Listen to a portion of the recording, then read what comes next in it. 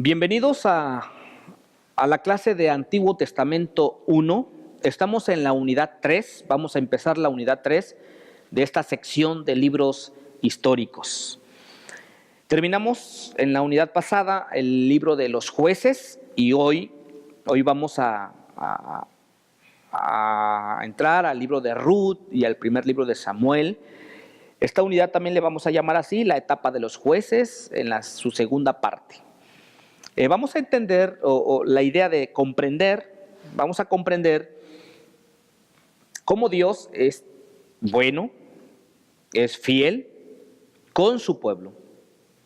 En este periodo tan cruel, tan desenfrenado, y Dios levanta a hombres fieles para guiar al pueblo y otra vez conectarlo con Dios. Acuérdense que Jueces dice que no había rey en Israel y cada quien hacía lo que bien le parecía. Ahora, a partir de ahora, Dios empieza a levantar personas que van a guiar al pueblo para su relación nuevamente con Dios. Y el primer libro que encontramos aquí en esta tercera unidad es el libro de Ruth. Rápidamente una pequeña introducción al libro de Ruth. El libro de Ruth, no sabemos quién lo escribe. Algunos dicen que es Samuel quien escribe el libro, pero no estamos tan seguros quién haya escrito el libro de Ruth. No hay evidencias claras de quién lo escribe. Pero tiene un propósito el libro de Ruth. El propósito es revelar que había personas piadosas durante la época o durante esa época tan complicada, tan difícil del pueblo. Había hombres o personas piadosas, como es el caso de Noemí, de su esposo y más adelante de Boz, ¿no? Aunque la nación como tal estaba sumida en una profunda apostasía, pero había personas en Israel que amaban y obedecían al Señor. Entonces, ese es el propósito del libro de Ruth, pero también es poder ver que acerca del linaje, o mejor dicho, cómo el gran rey de Israel, David,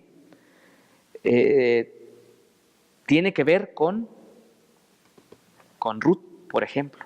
Entonces es muy importante que veamos acerca del linaje familiar de este rey David. Y obviamente, ¿no? Lo que vendría a ser más adelante el Mesías, Jesús. Bien, vamos a empezar con el libro de Ruth y a ver algunas cosas importantes del libro de Ruth. ¿Cuáles son las cosas importantes en el libro de Ruth? Bueno, primero vemos algunas experiencias de la familia de Elimelech y Noemí. Aunque el libro de los jueces nos presenta el cuadro, una situación espiritual que prevalecía en la época, una decadencia espiritual de esa época, había padres piadosos en Israel que no siguieron las tendencias pecaminosas de su tiempo. Y aquí está, por ejemplo, Elimelech, pero más adelante vamos a ver que también estaba Elcana, ¿verdad? Otro hombre muy importante, que lo veremos más adelante, pero el libro de Ruth y el libro de Samuel ilustran muy bien la forma en que Dios bendecía a las familias fieles. El libro de Ruth recoge las experiencias de la familia de Elimelech, casado con Noemí. Es interesante que esta pareja eran de Belén. Muy interesante. Aunque en este tiempo Belén está pasando un tiempo difícil, está pasando hambre. Y aunque Belén quiere decir casa de pan, no hay pan en Belén. Hubo hambre en ese país. Ahora no es la primera vez, ¿no?, que hay hambre en ese lugar o en el pueblo de Dios. Había crisis económicas, han pasado crisis De tal manera que un hombre piadoso como Elimelec, que quiere decir mi Dios es rey, pues no sé qué sería su falta de fe, decide llevar a su familia a lugares, a otro lugar, a un país vecino, donde había que comer.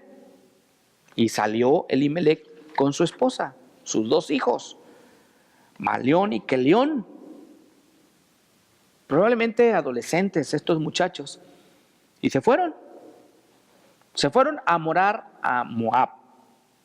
Pero por circunstancias que desconocemos, la residencia de ellos en ese lugar fue muy difícil. Fue una experiencia amarga. Primero Elimelec murió, dejando a su esposa y a sus 2 hijos. Los hijos se casaron con mujeres moabitas. Eso indica que no llevaron a cabo los principios que Dios les había dicho. No debían de casarse con esas mujeres. Pero ellos lo hicieron.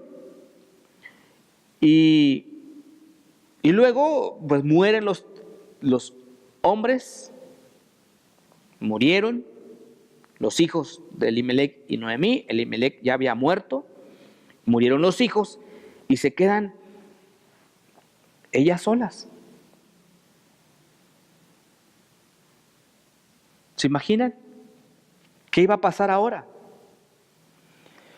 Bueno, sus nueras, una de ellas prefiere seguir a Noemí y a su Dios por encima de su propia gente y sus dioses. Y esa mujer, pues, es Ruth. Y otra vez nos ilustra la gracia de Dios, una mujer pagana, gentil, y nos muestra una gran fe y una gran devoción. Y decide seguir a Noemí, su devoción a Dios, y bueno, ahí empieza otra historia. Ruth se ofreció para cuidar de las necesidades de Noemí y le dijo: tu pueblo será mi pueblo y tu Dios será mi Dios, y yo me voy contigo. Y así sucedió. Y Ruth llegan otra vez y acude a espigar a los campos. Y obviamente no era tan sencillo. Era un trabajo, pero una tarea humillante. Pero Ruth estaba dispuesta a emprenderla y se puso en una posición para recibir una gran bendición. Boaz era el dueño de los campos donde espigaba Ruth, y no fue casualidad, no fue suerte, porque no hay casualidades ni suerte en los caminos de los hijos de Dios. La mano de Dios lo ordena todo, lo guía todo, y habiendo oído de la piedad de Ruth, la piedad de Boaz y su devoción al Señor, se ve en obediencia al mandamiento de dejar que la gente espigara en sus campos, a la luz de esa situación tan difícil que habían pasado, y dejó que Ruth pues también trabajara ahí con él. Y Ruth brilla en esa tenacidad que despliega para el trabajo y en la gran discreción que manifiesta en su respuesta, y se sentía indigna de los favores de Boaz, siendo ella una mujer extranjera. Noemí, al saber lo que pasó, vio la mano de Dios en ese asunto, porque Boaz era un pariente cercano, ¿no? Que lo conocemos como el Goel. Para comprender la historia de Ruth, se deben recordar algunas costumbres de Israel. Por ejemplo, no se podía vender ninguna tierra a perpetuidad, esto es, venderla y que fuera propiedad de otro para siempre. Dios no quería que la tierra cayese en manos de unos pocos, ni que pasase a otra tribu. Un heredero varón tenía que continuar la línea familiar. Así que la palabra Goel significa rescatador o redentor, y según la ley, el pariente cercano tenía 4 deberes. Primero, estaba obligado a rescatar al pariente que había sido vendido como esclavo. Segundo, comprar el campo o herencia que perdiera. Tercero, vengar la sangre. Y cuarto, casarse con la viuda de su pariente a fin de darle una descendencia que llevaría el nombre de la persona que había muerto. Así que al primogénito de este nuevo matrimonio se le consideraba legalmente como hijo del esposo fallecido y heredero de su propiedad. Esto se llama la ley del levirato, término que procede del latín levir, el hermano del esposo. Ahora bien, en el caso presente, Boaz, como pariente más cercano, según creía Noemí, estaba obligado a comprar el campo de Elimelech y casarse con Ruth. ¿Por qué Boaz no había aceptado su responsabilidad desde el principio? Bueno, la razón es que había otro pariente más próximo, el cual le correspondía el deber de Goel. Por eso Boaz espera, porque él quiere hacer las cosas bien. Finalmente Ruth se casa con Boaz y Boaz tomó los pasos legales necesarios para hacer este trato, este pacto. Y al final Boaz se casa con Ruth, estableciendo así un hogar piadoso. Tuvieron un hijo al que llamaron Obed. Él fue abuelo del rey David. De aquel hogar de fe descendería el gran rey David. Y alguien más importante, el Señor Jesucristo. Cuando usted lee Mateo 1:1, se menciona que está ahí Ruth en esa línea de los creyentes. Una vez más, Dios nos demuestra pues que Él es un Dios fiel a sus promesas. Y así bendijo Dios a Noemí por ser fiel, Noemí, y mostró también Dios su fidelidad. Qué interesante ver que a Dios no se le pasa nada.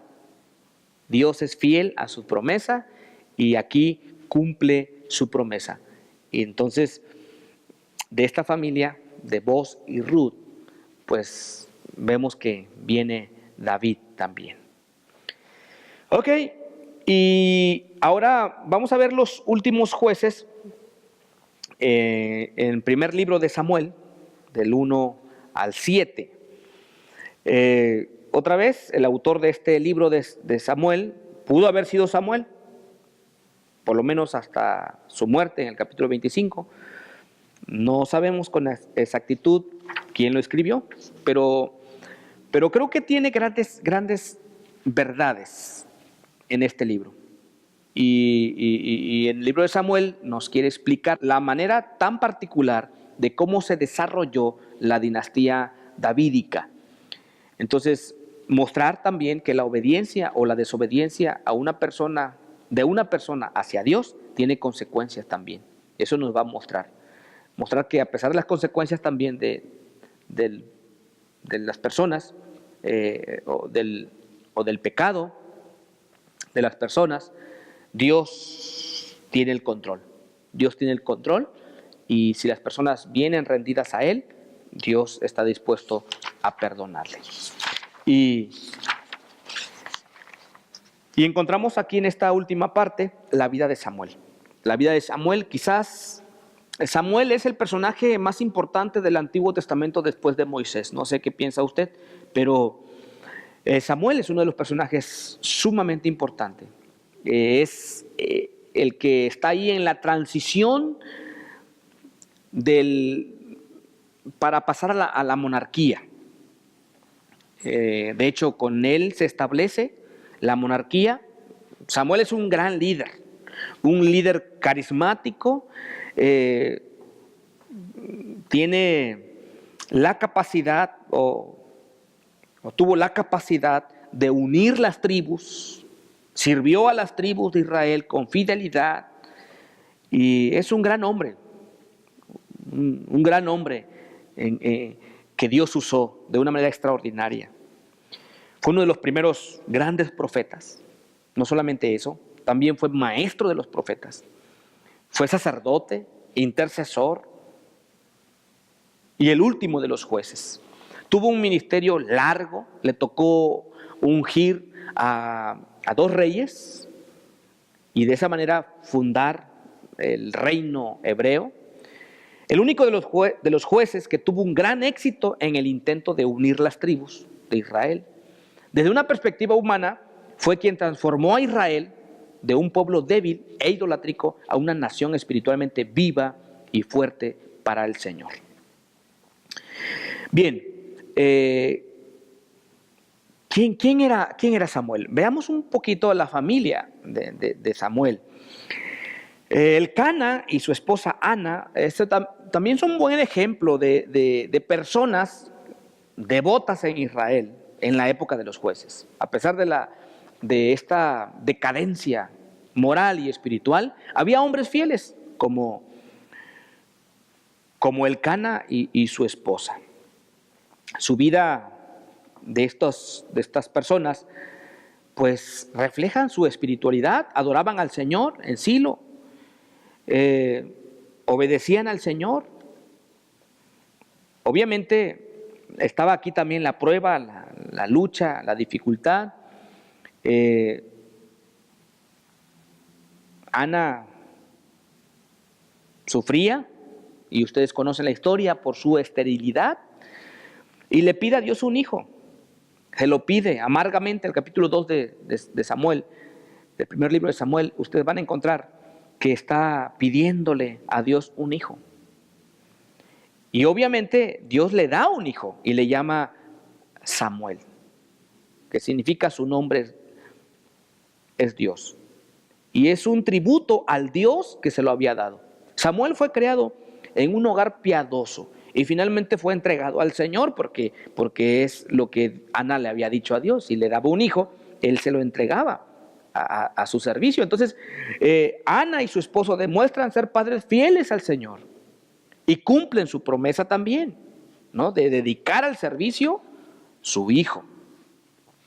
La oración de Ana llama mucho la atención en el capítulo 2. Es una de las oraciones más hermosas que podemos encontrar ahí en el Antiguo Testamento. Miren, ¿qué tiene esa oración de Ana? Bueno, revela la gran profundidad de su fe, una visión espiritual que tiene acerca de Dios, de la palabra.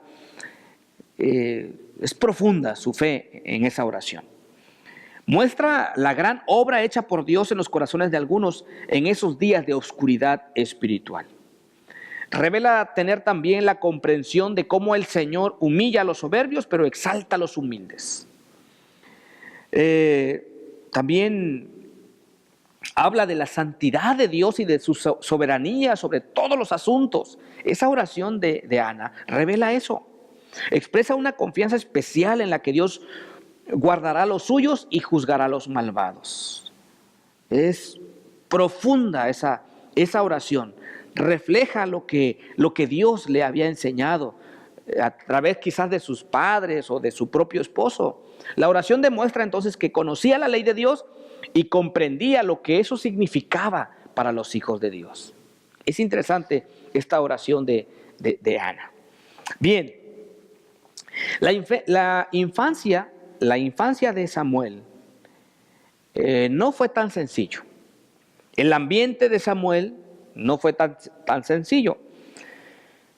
Tiene aspectos positivos y negativos. Lo positivo es que estaba estrechamente relacionado con el sumo sacerdote, Elí. Y él empezó a aprender acerca de Dios. Y Elí le enseñó. Samuel tuvo la oportunidad de servir a Dios desde su infancia, pero fue negativo en el sentido de que estuvo expuesto a la influencia de estos hijos impíos de Elí. Elí era un hombre bueno, pero débil de carácter. Descuidaba la disciplina de sus hijos. Acuérdense, déjenme mencionar unas cosas que hacían sus hijos de Elí. Tenían relaciones ilícitas con las mujeres que servían en la entrada al tabernáculo. Eran glotones. No observaban el ceremonial de los sacrificios, sino que tomaban la mejor parte que pertenecía a Dios, aún antes de que la ofrenda hubiera sido presentada ante Dios. Entonces, todo eso hacían los hijos de Elí. muestran aquí un contraste entre Samuel y los hijos de Elí. La gracia de Dios estaba obrando en Samuel y preparándolo para que fuera el medio para regresar otra vez a Israel, a Dios. Y el Señor hizo una advertencia a Elí, que evidentemente era culpable de aprovecharse de los pecados de sus hijos, aunque pues no hacía nada, no hacía nada. De hecho, Dios trae juicio a la casa de Elí y le dice: por honrar más a tus hijos que a mí. Y es bien interesante, ustedes pueden notar allí que Elí no puede guiar a sus hijos. De hecho, es un hombre de carácter débil y no puede guiar a sus hijos. Y sus hijos son un desastre. Y vean el contraste, ¿no? Mejor guía a Samuel, mejor dicho, desde pequeño lo instruye, y Samuel, que no es su hijo, le sale bien, y los que son sus hijos le salen mal. Entonces, qué interesante ver que Samuel sí aprende y va por el camino correcto y los hijos no. Y otra vez, y usted puede ver los capítulos 1, 2 y 3 de Samuel, y va a encontrar que Elí es un hombre pues muy débil de carácter, ¿no? Cuando Dios lo acusa de que sus hijos, de que él honra más a sus hijos que a Dios, pues lo que le está diciendo es que tú estás permitiendo que tus hijos hagan tal o cual cosa. Y esto es muy importante, ¿no? Cuando nosotros no estorbamos a nuestros hijos en las cosas malas, ¿no? Sabemos lo que están haciendo y somos cómplices de eso. Y no les estorbamos, no le decimos. Eso es muy, muy, muy malo. Y creo que es una manera de honrar más a los hijos que a Dios, cuando nosotros no le estorbamos a nuestros hijos en las cosas malas. Samuel crece, obviamente va creciendo en el camino de Dios. Samuel fue el hombre clave en sostener a Israel durante los últimos y desalentadores días de la teocracia. Pero a pesar de que ocurrieron algunos acontecimientos trágicos, como las derrotas militares en manos de los filisteos, la toma del arca del pacto, Samuel condujo a la nación de vuelta al Señor y a unos tiempos de victoria militar. La parte del significativo ministerio de Samuel se recapitula en unas pocas palabras. Samuel le describió a Israel el camino de regreso en 3 pasos. La descripción del arrepentimiento que se le da en el capítulo 7, y luego cómo se da este arrepentimiento desde el corazón quebrantado y contrito, dejar de hacer el mal, de lo que estaban haciendo. Samuel lleva al pueblo al arrepentimiento. Israel tenía que dirigir su corazón al Señor para servirlo solo a Él. No era suficiente que dejara de hacer el mal, sino tenía que buscar qué era bueno ante los ojos de Dios. Y luego, finalmente, esto era un asunto de Dios. Ellos tenían que esforzarse por dejar aquellas cosas y buscar a Dios, pero el Señor, al final de cuentas, el Señor los libraría de sus enemigos, de los filisteos. Y todo este proceso lo guía, o es Samuel quien guía al pueblo otra vez a conectarse con Dios. Entonces esa fue la gran obra de Samuel. Lo vamos a ver en las siguientes unidades, cómo Samuel va hacia adelante, firme, fiel a Dios, y saca al pueblo de esa situación tan complicada en la que está. Así que así terminamos con esta unidad y nos preparamos para la siguiente, para la unidad 4, y vamos a ver ya el reinado de Saúl. Gracias y nos vemos en la próxima unidad.